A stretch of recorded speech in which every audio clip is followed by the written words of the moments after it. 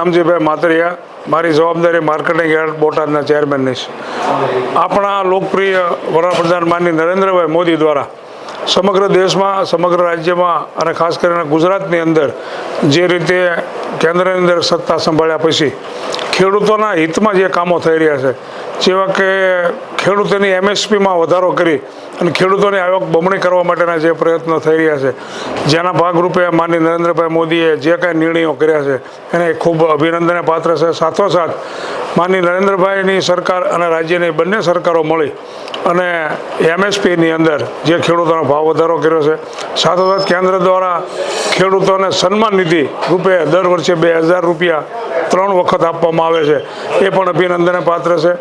અને માનનીય નરેન્દ્રભાઈની સરકાર દ્વારા જે સ્વદેશી અપનાવવાની જે ઝુંબેશ ચાલી રહી છે, જેના ભાગરૂપે તમામ ખેડૂતો પોતે ઉત્પાદન કરેલી ચીજ વસ્તુઓ પોતાના દેશમાં વેચાય એ માટે સૌ સાથે મળીને પ્રયત્ન કરી રહ્યા છે.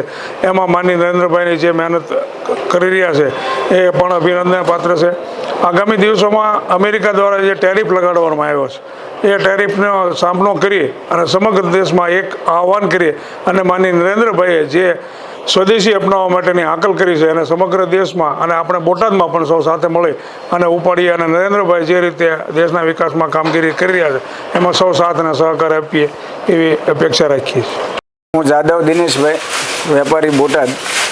આપણે માનનીય વડાપ્રધાન દ્વારા જે પણ GSTના રેટ ઘટાડી અને ખેડૂતોને અને ઘણા બધા લોકોને ફાયદો થાય એવો નિર્ણય લીધો છે. એ આ સકારાત્મક નિર્ણયમાં અમે આપ માનનીય વડાપ્રધાન સાહેબના ખૂબ ખૂબ આભારી છીએ.